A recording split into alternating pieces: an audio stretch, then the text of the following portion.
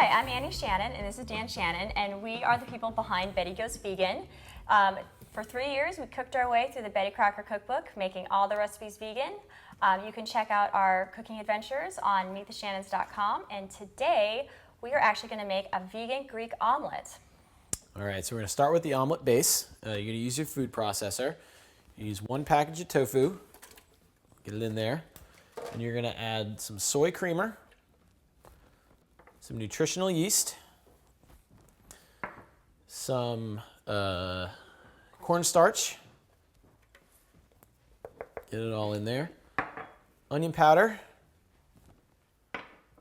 cumin, some miso paste, some turmeric for that nice omelette-y color, little Bragg's liquid amino acids, and then finally some paprika. And you're just gonna blend this all up in the food processor.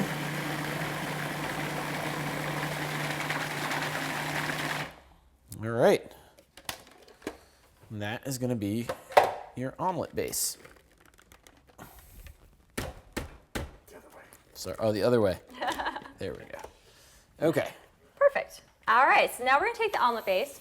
We're going to go over here and make an omelet. So we have over here a hot, you can either use a cast iron skillet, or we're using a cast iron griddle today. You're going to give it a light coating of cooking spray. And then what you're going to do is you're going to very gently, because it's hot and it's going to cook pretty instantly, you're going to kind of lay down a nice even layer of your omelet spread. And it's almost like you're frosting a cake. You just want to make a nice smooth, watch out for air pockets, watch out for little lumps. And and if it breaks or cracks, you can just smooth it out the same way you would frosting. And just fill it in. Make a nice, smooth omelet like so.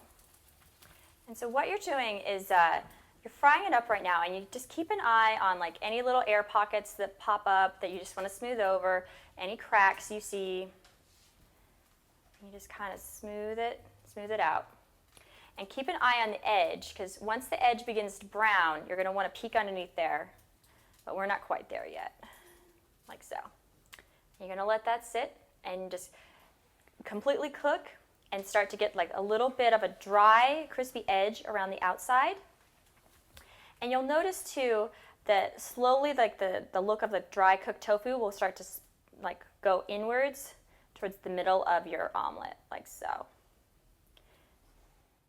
Okay, so once you see that the top of your vegan omelet has started to look dry and kind of it loses a little of that glossy look to it, you're going to add a little bit of your favorite vegan cheese.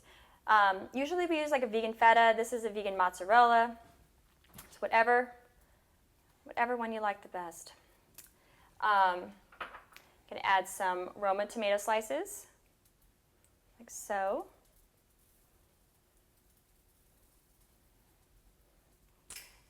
Then you're going to add some fresh baby spinach leaves, raw baby spinach leaves.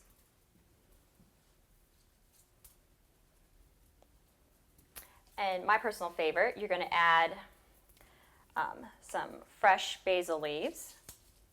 Just kind of tear them up and put them on top. And you're just going to layer it up. I'm going to maybe put a little bit more vegan cheese on top of that. Try to make sure you keep it on the omelet. And also another one of my favorites, the Kalamata olives. And just, make sure you get them kind of evenly spaced in there.